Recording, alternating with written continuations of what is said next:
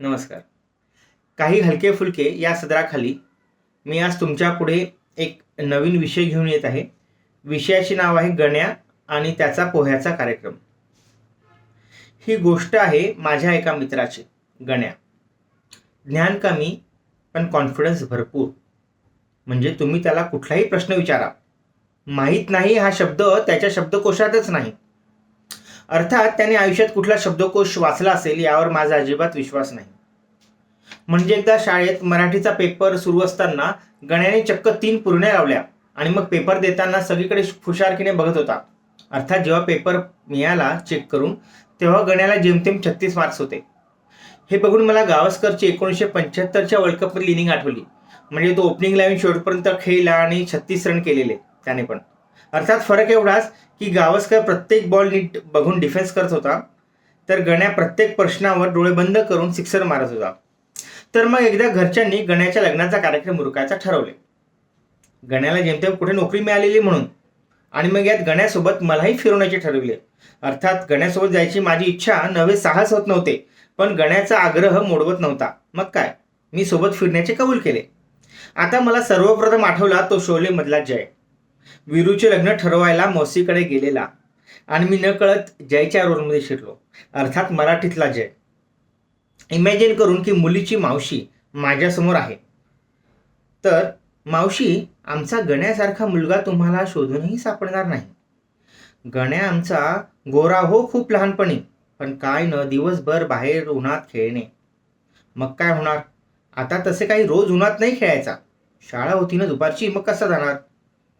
पण आठवड्यातनं 2-3 वेळा बुडवायचा शाळा. आता शाळा काही रोज मुद्दाम नाही बुडवायचा तो, पण कधी कधी होमवर्क नाही केला तरच. आता होमवर्क करायचा प्रयत्न खूप करायचा, पण शाळेत शिकवताना कधी कधी नसायचं लक्ष. म्हणजे तसं लक्ष असायचं पण कधी कधी. म्हणजे असं अजिबात नाही की तो पूर्ण वेळ त्या रूपाकडेच बघत राहायचा शाळेतल्या. पण ती बघायला लागली की हा तरी काय करणार ना मग. आणि म्हणे कॉलेजला एकदा गण्याने तिला प्रपोजही केलेलं. मग तिने सँडल काय काढली, आमचा गण्या परत बोलला नाही हो तिच्याशी. तर मुद्दा हा की आमचा गण्यासारखा मुलगा तुम्हाला शोधूनही सापडणार नाही मावशी. एवढ्यात गण्याने मला जोरात हाक मारून भानावर आणले. अर्थात मग गण्याचा विचार करून मी हा विचार झटकून टाकला. सापडले का घर, मुलीच्या वडिलांचा पहिला प्रश्न. आता हे घर जर तुमचेच असेल तर सापडले असे समजावे, गण्याचे रोखटोक उत्तर. गण्याचे आई बाबा डोळे विस्फारून गण्याकडे बघत होते, पण तेवढ्याच जोरात हसण्याचा आवाज आला. मुलीच्या वडिलांना यात गण्याचा सेन्स ऑफ ह्युमर दिसला. म्हणे गण्या कसे न प्रश्न कानात पडला की ब्रेनमध्ये जायच्या आत त्याचे उत्तर सुरू होते. अजून काही प्रश्नोत्तरे होतात. आता मुलगी काही बाहेर आलेली नसते. आता गण्याचा मात्र अधीर सुटतो. आपल्या स्वभावाप्रमाणे तो साधा सरळ प्रश्न विचारतो, मुलगी बाहेर गेली आहे का. परत काका काकूंचे डोळे मोठे करून गण्याकडे पाहू लागतात. आता मी जोरात हसतो. आमचा मित्र खूप मिश्किल आहे. आता मुलीचे वडीलही जोराने हसतात. मात्र मुलीची आई मात्र गण्याकडे जरा संशयाने बघायला लागते. तेवढ्यात मुलगी ट्रेमधून पोहे घेऊन बाहेर येते. गण्या तिच्याकडे एकटक पाहतो आणि पाहतच राहतो. तोंडातून शब्दच फुटत नसतो. लग्नानंतर नवऱ्याची बोलती बंद होते हे ऐकले होते, पण त्याची सुरुवात इथूनच होते आजच मला कळले. मग ती जवळ येऊन म्हणते, घ्या ना गणेशराव. गण्याचे खरे नाव प्रथमच मलाही कळते. मग भानावर येऊन गणेशराव तिच्या हातातून प्लेट घेतात. पहिला घास तोंडात टाकतो गण्या आणि वा पोहे खूप. थांबा, मुलगी गंगूबाईला आवाज देते, या आमच्या स्वयंपाकवाले मावशी, बोला आता. गण्या शॉक. मग मी मोठ्याने हसतो आणि गंगूबाईला सांगतो की पोहे मस्त झालेत. मग तुला काय आवडते, गण्याचा प्रश्न. ती म्हणाली, मला मूवीज बघायला खूप आवडतात. तुम्हाला. गण्या बोलायला लागतो, मला पण खूप आवडते मूवीज बघायला. मी शाळेत असताना तर खूपदा घरी शाळेत जातो सांगून. गण्याचे हे वाक्य पूर्ण व्हायच्या आतच मी ओरडलो, आणि गण्याला जोरात चिमटा काढला. मग मीच म्हटलं की पोह्यात खडा आलेला. कसे बसे आलेले संकट मी टाळले होते. थोड्या वेळाकरता. अर्थात त्यामुळे मुलीच्या वडिलांनी कोपऱ्यात उभ्या असलेल्या गंगूबाईंकडे जरा रागातच बघितले, म्हणजे पोह्यात खडा आल्याने. आणि मग गंगूबाईची पण मान थोडी खाली गेल्याचे मला जाणवले. गण्याने पुढचा प्रश्न केला, 10वीला मार्क्स किती मिळाले. ती चाचपडत म्हणाली 65% आणि लगेच प्रतिप्रश्न आणि तुम्हाला झाले. आता गण्याची पंचायत. आपले साधारण मिळते जुळते असं म्हणत त्याने उत्तर द्यायचे टाळले.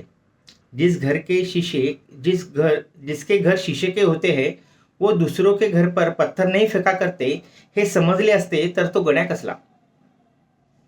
आता गण्याच्या बाबांचा नंबर होता. म्हणजे काहीतरी विचारायला हवं ना प्रश्न. मग काही गाता येते का मुली तुला?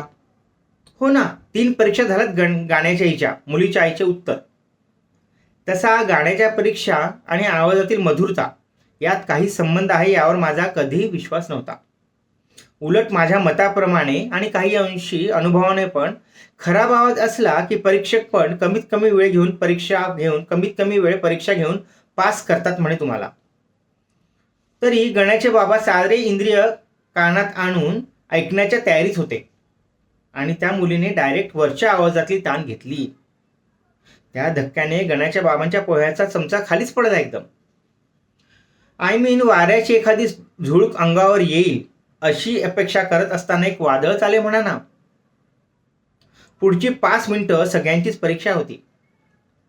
म्हणजे त्या मुलीमध्ये फक्त ध्वनी लहरींचा उपयोग करून सगळ्यांना खुर्चीवर बसल्या बसल्या रोलर कोस्टरचा अनुभव देण्याची अद्भुत शक्ती होती.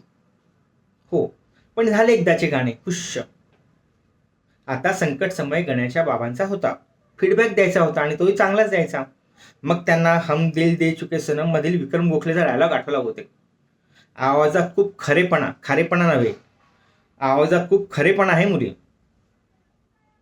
शपथ घेऊन सांगतो, जर त्यांनी तिच्या आवाजाला गोड म्हटले असते ना तर साखरेने गण्याच्या बाबांच्या ज्यांना डायबिटीस आहे त्यांच्या तोंडातच जीव दिला असता.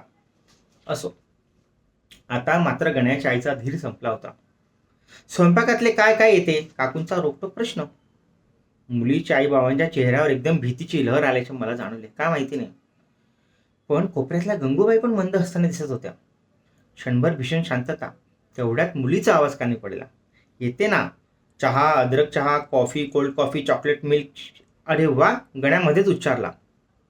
आई पुढे नवरे बायकोची बाजू घेतात याची पूर्वतयारीच म्हणा ना.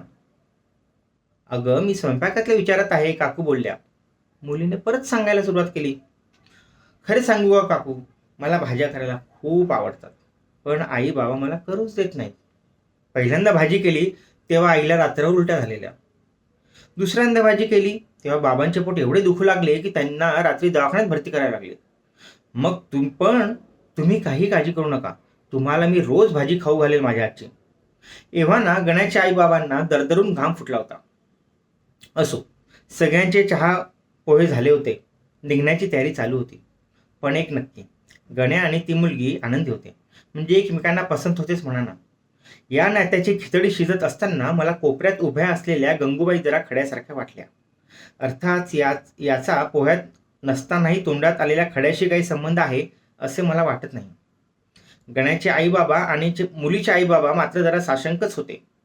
पुढे काय होणार हे मला माहिती नव्हते. गण्याची नौका किनारी लागणार की अजून हेलकावे खाणार हे देवालाच ठाऊक होते.